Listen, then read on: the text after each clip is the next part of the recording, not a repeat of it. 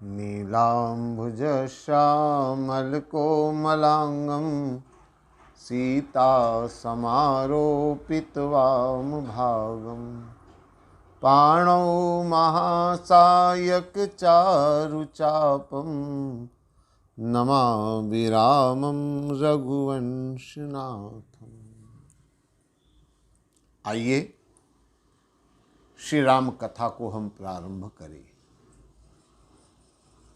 पिछले कुछ समय से सुंदर कांड की चर्चा प्रारंभ करते हुए हनुमान जी के 8 विश्लेषण हनुमान अष्टक जिसकी रचना तुलसीदास जी ने करी है उस पर चर्चा हम कर रहे हैं। अतुलित बलधामम स्वर्ण शैलाभ देहम धनुजवन कृशानम ज्ञानी नामक ग्रगण्यम की चर्चा हम कर चुके हैं। पिछले भाग में हनुमान जी के ज्ञानी बल्कि कहना चाहिए महाज्ञानी होने के जो प्रसंग हैं उनकी चर्चा मैंने आपके सामने रखी। अनेक ग्रंथों में हनुमान जी के दिव्य ज्ञान का वर्णन किया गया है, उनके अलौकिक ज्ञान की प्रशंसा की गई है। एक और छोटा सा प्रसंग मुझे याद आ रहा है। अर्गला स्तोत्र का ये वर्णन है और एक छोटा सा प्रसंग है। एक बार रावण भगवान राम से जब युद्ध चल रहा था और युद्ध में रावण पराजित होता हुआ दिखाई दे रहा था, तो रावण ने एक यज्ञ का आयोजन किया, गुप्त रूप से एक यज्ञ का आयोजन किया जिससे कि शक्ति प्राप्त हो, जिससे कि युद्ध में उसे विजयश्री प्राप्त हो। उसने एक यज्ञ का आयोजन किया। रावण बड़ा पंडित विद्वान था, वेद शास्त्रों का ज्ञाता था। वो जानता था मंत्र शक्ति है जिससे कि असंभव को संभव किया जा सके, इसलिए मंत्रों के द्वारा यज्ञ करके वो शक्ति प्राप्त करना चाहता था। तो यज्ञ चल रहा था।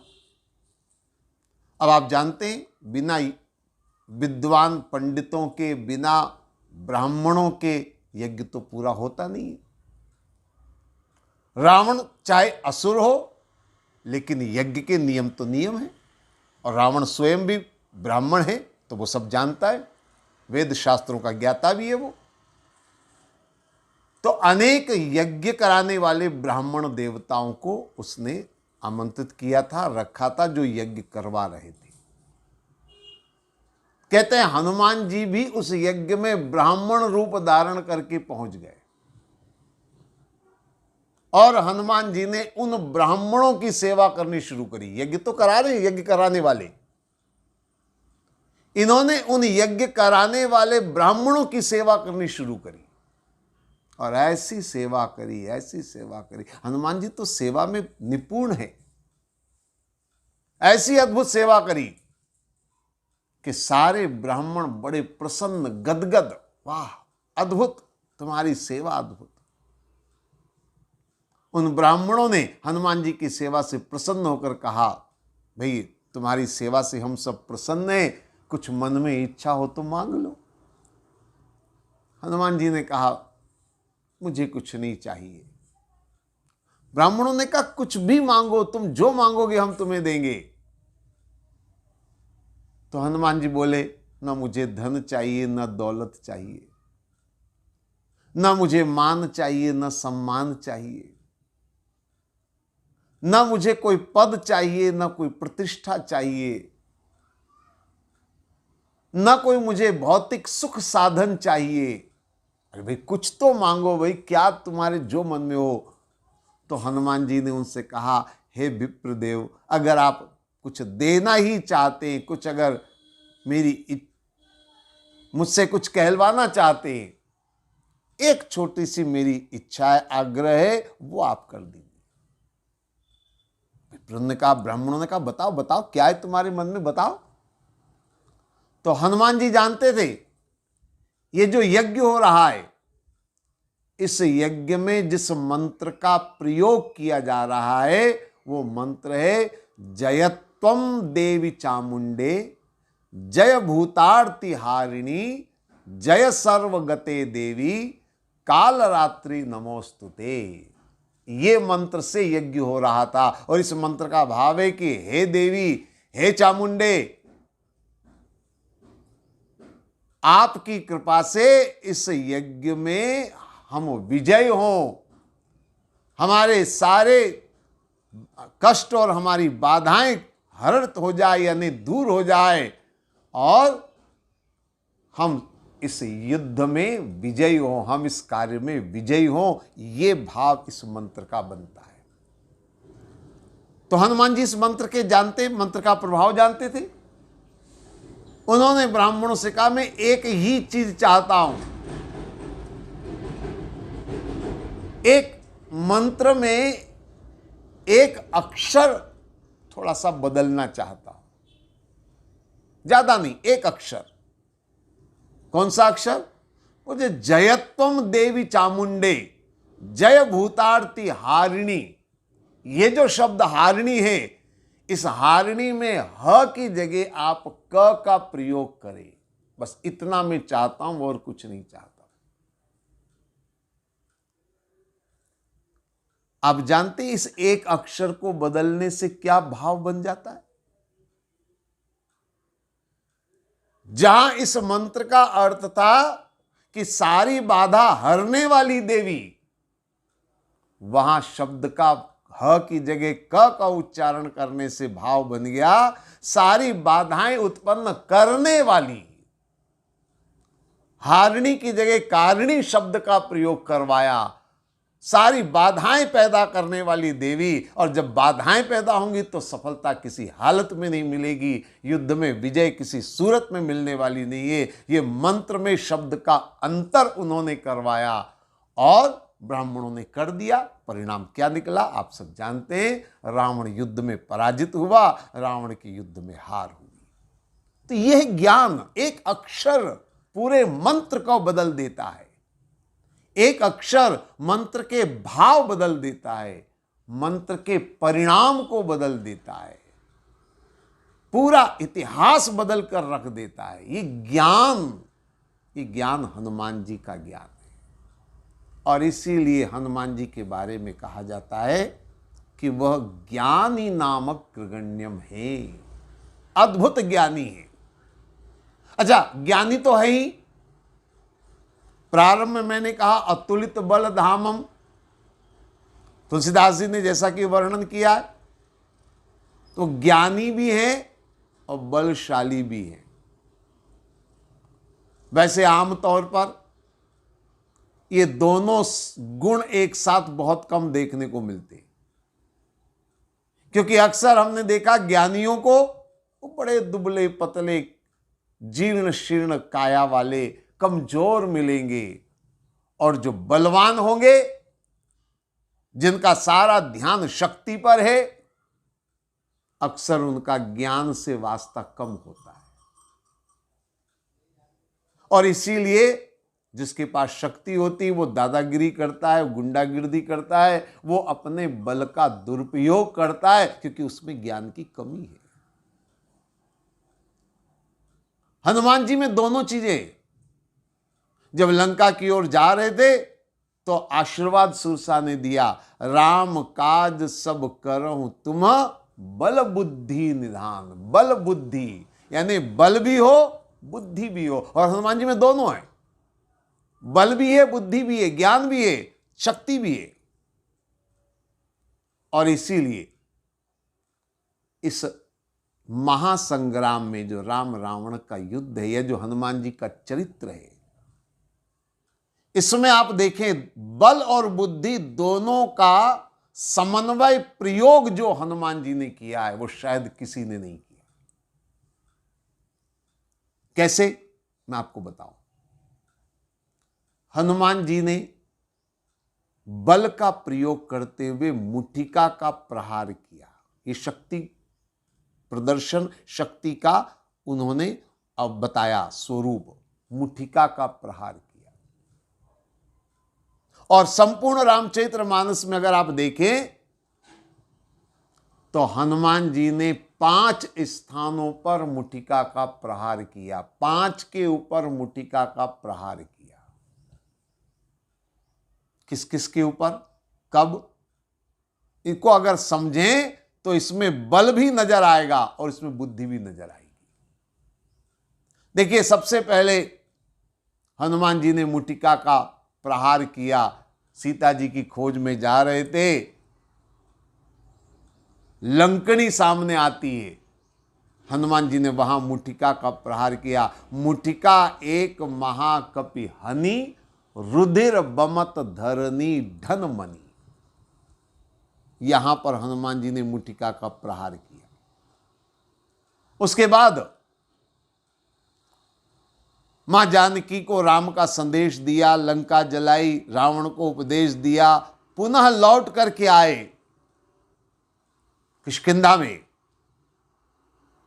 और वहां पर मधुबन के फल जब खाने शुरू किए, तुलसीदास जी लिखते हैं, बोले रखवा रे जब वर्जन लागे, मुष्टि प्रहार हनन सब भागे।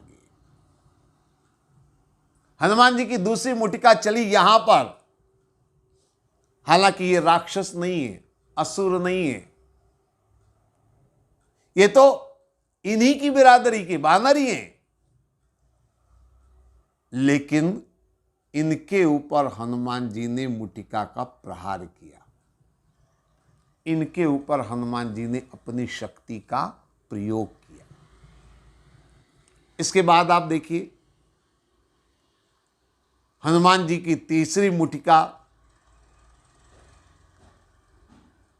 युद्ध के अंतर्गत जब मेघनाथ सामने आया तो तुलसीदास जी लिखते हैं, मुटिका मारी चढ़ा तरु जाई, और ताही एक क्षण मूर्छा आई।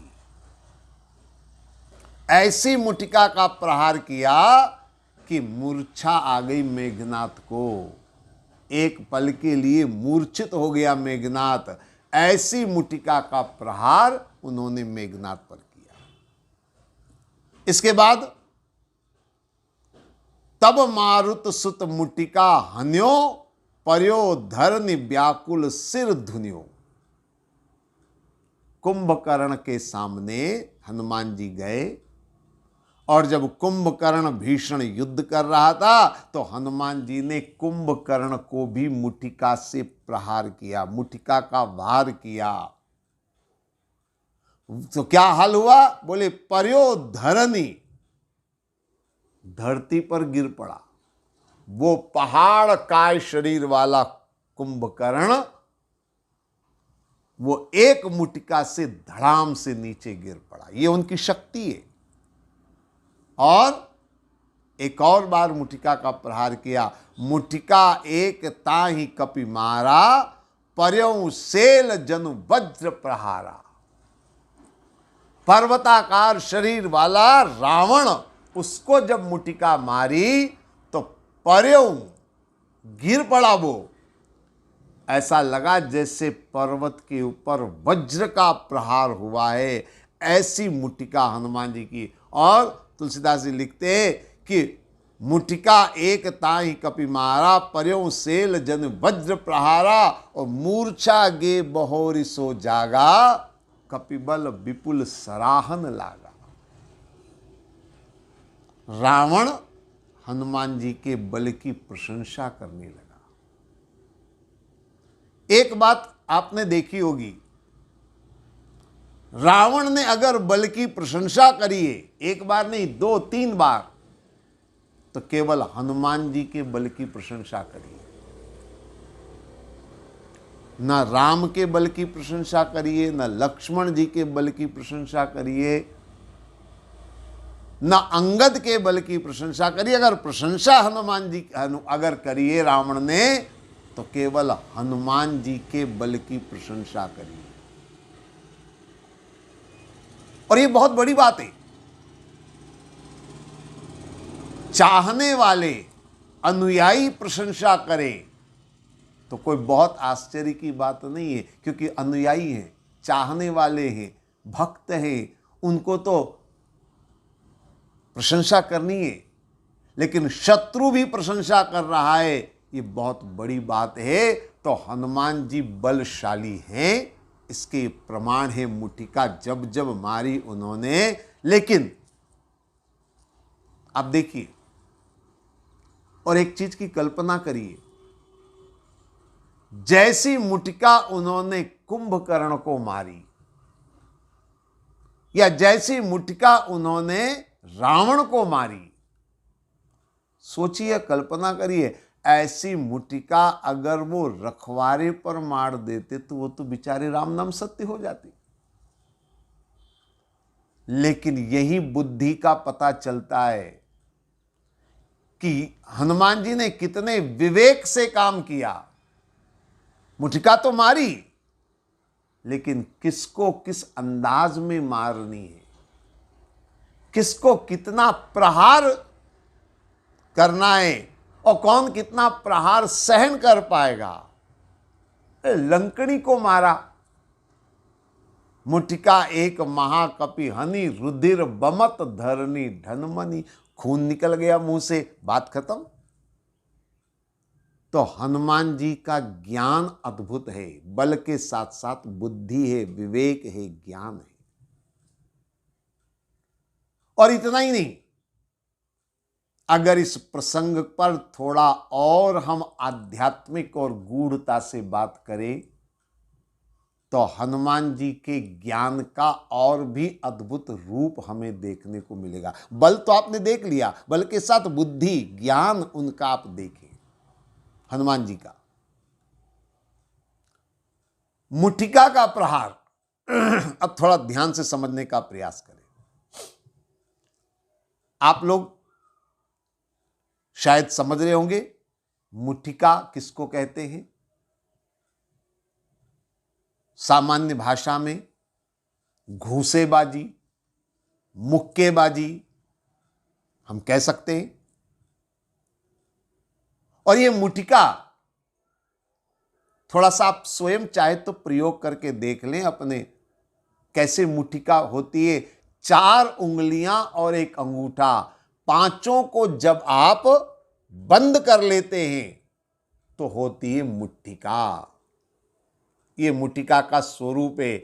4 उंगली एक अंगूठा, ये पांचों जब एकजुट हो जाते हैं, जब जुड़ जाते हैं, तब होती है मुटिका। अब ये 4 उंगली और एक अंगूठा, ये पांच क्या है? ये है हमारे 5 तत्व। क्षतिजल पावक गगन समीरा, पंच रचित यह अधम शरीरा। जिस तरह से 5 तत्वों से हमारा शरीर बना है, इसी तरह से 5 तत्व इन 5 उंगलियों में, 4 उंगली और एक अंगूठा, इनमें ये 5 तत्व विद्यमान है। हनुमान जी शक्ति का प्रयोग तो कर रहे हैं, लेकिन वो ये भी बता रहे हैं कि 5 तत्वों का मजबूत जोड़, 5 तत्व जब मिल जाते हैं तो शक्ति कैसी होती है, ये समझने की आवश्यकता है। एक चीज और आप सब अच्छी तरह जानते होंगे, ये जो पंचभूत, पंच तत्व है, इन्हीं के लिए 5 ज्ञानेंद्रियां मिली है। हमारी 5 ज्ञानेंद्रियों को समझे, इनका संबंध है पंच महाभूतों से। 5 ज्ञानेंद्रियां कौन कौन सी है आप सब जानते होंगे। आंख, नाक, कान, जिह्वा और त्वचा, ये 5 ज्ञानेंद्रियां मानी गई है।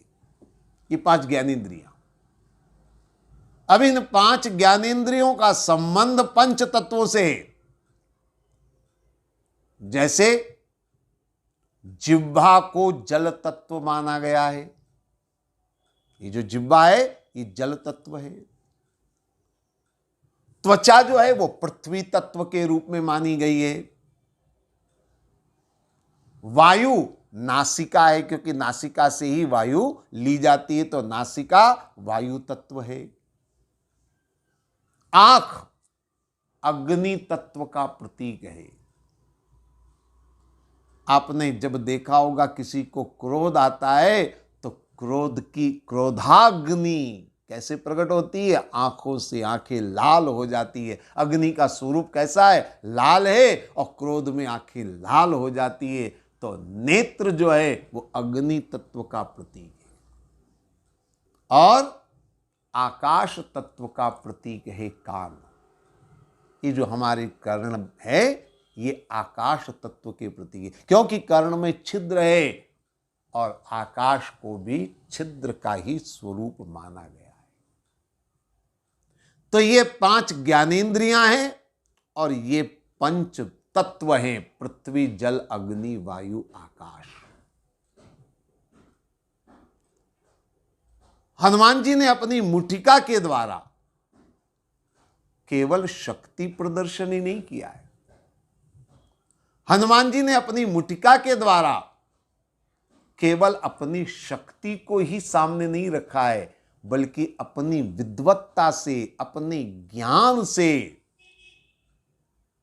इन्होंने जिन पर मुठिका का प्रहार किया उनके 5 तत्वों को, उनकी 5 ज्ञानेंद्रियों को प्रहार किया और उसे सुधारने का प्रयास किया है। अब इसको बहुत ध्यान से समझने की आवश्यकता है। एक एक बात लेकर फिर चलेंगे तो शायद आप समझ पाएंगे। सबसे पहले लंकनी की बात मैंने करी। मुठिका एक महाकपि हनि, रुधिर बमत धरनी ढन मनी। लंकनी, लंकनी है जिह्वा। क्यों? आपने देखा होगा ये जिह्वा का गलत उपयोग करती है। जब हनुमान जी सामने आए तो क्या बोली वो? जाने नहीं मरम सठ मोरा, मोर आहार जहां लगी चोरा। हनुमान जी को सठ कहा, मूर्ख कहा, और कहा चोर मेरा भोजन है, चोर को मैं खाती हूं। हनुमान जी ने कहा जिह्वा से झूठा प्रपंच रच रही है, झूठ बोल रही है। क्यों? बोले अगर चोर इसका भोजन था, चोर को ये खाने वाली होती, तो इसने महाचोर रावण को क्यों नहीं खाया? मतलब झूठी है। जिह्वा का गलत उपयोग, झूठ बोल रही है। इसलिए हनुमान जी ने लंकनी पर मुठिका का प्रहार किया, और मुठिका का प्रहार करके मुख से खून निकला। इसका मतलब यह कि उन्होंने लंकनी को यह संकेत दिया जिह्वा का तुम गलत उपयोग कर रहे हो। तो बाद में उसने सही उपयोग किया। बाद में लंकनी कहती है तात मोर अति पुण्य बहुता, देखो नयन राम कर दूता। ओहो भाग्य मेरे, ओहो भाग्य मेरे, राम के दूत के दर्शन हो गए। यानी जिह्वा बदल गई, जिह्वा के शब्द बदल गए। जो सठ मूर्ख कह रही थी वो धन्य धन्य हो गई, ऐसा बोल रही है। ये जिह्वा के दुरुपयोग को हनुमान जी ने रोका है मुठिका के द्वारा। चलिए थोड़ा सा हम और आगे बढ़े। रखवारे जब वर्जन लागे, मुष्टि प्रहार हनन सब भागे। अब देखिए जरा, ये रखवारे कौन है? बानर ही है, स्वजाति है, उन्हीं के राज्य के सदस्य हैं, और ये कर रहे हैं विरोध। हनुमान जी जब मधुपल में गए, मधुबन में जाकर के उन्होंने फल खाने शुरू किए, तो इन्होंने विरोध किया। अक्सर ऐसा होता है, कभी कभी हम जिसको अपना मानते हैं, सगा मानते हैं, परिवार का सदस्य मानते हैं, वो भी विरोध करता है। और ये क्या है? ये है पंचभूतों में पृथ्वी तत्व। पृथ्वी तत्व स्थूल शरीर है हमारा। अब देखिए, हनुमान जी बानर, रखवारे भी बानर, एक सम जाति के, सम बिरादरी के। इसका मतलब अगर इन 5 ज्ञानेंद्रियों को समझा जाए तो ये है त्वचा। त्वचा यानी चमड़ी, एक जैसी चमड़ी। ये पृथ्वी तत्व है और हनुमान जी ने एक मुटिका का प्रहार किया और मुष्टि प्रहार हनन सब भागे। अपने तन को बचाकर भागे, ये उन्होंने तन को दंडित किया, त्वचा को दंडित किया, उन्होंने पृथ्वी तत्व को उन्होंने सुधारा। ये पृथ्वी तत्व की बात है। चलिए आगे बढ़े। इसके बाद मैंने वर्णन किया मेघनाथ पर मुटिका का प्रहार। मुटिका मारी चढ़ा तरु जाई, ताई एक क्षण मूर्छा आई। अब देखिए मेघनाथ, मेघनाथ शब्द का अर्थ है जो मेघों की तरह गरजे, उसको कहते हैं मेघनाथ। गर्जना करना, और गर्जना जो है वो गर्जना अहंकार में होती है, विनम्रता में कभी गर्जना नहीं होती। गर्जना अहंकार का स्वरूप है और अहंकार का प्रतीक हमारे इन 5 ज्ञानेंद्रियों में जानते, नासिका, ये नाक, प्रतिष्ठा, इज्जत, ये अहंकार। मेरी नाक नीची नहीं होनी चाहिए, मेरी नाक ऊंची रहनी चाहिए। ये जो नाक है ना, नासिका, यही अहंकार का सबसे बड़ा स्वरूप है। और आप जानते नासिका है वायु तत्व।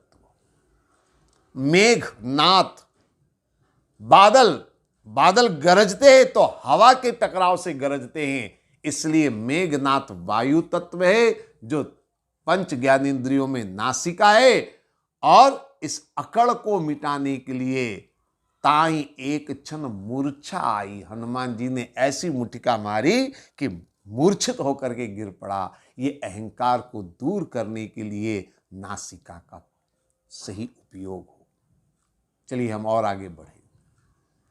इसके बाद कुंभकर्ण, तब मारुत सुत मुटिका हन्यो, पर्यो धरनि व्याकुल सिर धुन्यो। कुंभकर्ण, अब कुंभकर्ण को मैं आंख का प्रतीक मानता हूं। 5 ज्ञानेंद्रियों में नेत्र है, आंख, क्योंकि कुंभकर्ण 6 माह सोने वाला है, नींद निकालने वाला है। यानी इन नेत्रों का पूरा उपयोग करने वाला नहीं है। 6 महीने सोना, सोना मतलब आंखें बंद रहना, 6 महीने जागना, यानी कि वह अपने नेत्र का पूर्ण उपयोग नहीं करता है। और नेत्र हैं अग्नि तत्व के प्रतीक। ये अग्नि तत्व को ठीक करने के लिए हनुमान जी ने मुटिका का प्रहार किया। और उसके बाद रावण, अब मुटिका एक ताई कपि मारा, पर्यों सेल जने वज्र प्रहारा। हनुमान जी ने मुटिका का प्रहार किया। अब ये मुटिका का प्रहार रावण पर किया, तो रावण क्या है? ये है आकाश तत्व। और मैंने कहा था आकाश तत्व हमारी 5 ज्ञानेंद्रियों में कान है। आकाश में शब्द सुरक्षित रहते हैं, नष्ट नहीं होते, मैं कई बार कहा करता हूं। और इसी आधार पर रेडियो टीवी का आविष्कार हुआ। आकाश में शब्द बिखरते नहीं है, नष्ट नहीं होते, इसीलिए लंदन और अमेरिका से जो शब्द बोले जाते हैं वो आप रेडियो से यहां सुन सकते हैं। वो शब्द बिखरते नहीं, आगे पीछे नहीं होते, एक जैसे आपको सुनाई देंगे। गाना आप सुन रहे तो एक जैसा सुनाई देगा। तो आकाश में शब्द रहते हैं और शब्द का आधार है कान, कान से शब्द को सुना जाता है। और रावण किसी की सुनता नहीं है। मारीच ने समझाया, कालनेमी ने कहा, कुंभकर्ण ने कहा, विभीषण जी ने कहा, मंदोदरी ने कहा, लेकिन रावण किसी की सुनने को तैयार नहीं है। जो कान है सुनने के लिए, पर वो किसी की सुनता नहीं है। इसीलिए हनुमान जी ने मुटिका के द्वारा रावण के ऊपर प्रहार किया है, ताकि कान को जो है वो शिक्षा मिले कि सुनो, कान दिए सुनने के लिए, सुनो। तो ये हनुमान जी की मुटिका केवल शक्ति नहीं है, बल्कि शक्ति के साथ उनकी विद्वत्ता है, उनका ज्ञान है कि हनुमान जी ने इन पंच तत्वों का किस तरह से उपयोग करना चाहिए, 5 ज्ञानेंद्रियों को कैसे वश में करना चाहिए, ये हनुमान जी अपनी मुटिका के द्वारा समझा रहे, बता रहे हैं। बातें बहुत सारी हैं, लेकिन समय हो गया है। आगे की चर्चा हम फिर आगे करेंगे। आज इतना ही। ओम सर्वे भवन्तु सुखिनः, सर्वे सन्तु निरामया, सर्वे भद्राणि पश्यन्तु, माँ कश्चित् दुःख भाग् भवेत्। ओम शांति शांति शांति। ओम।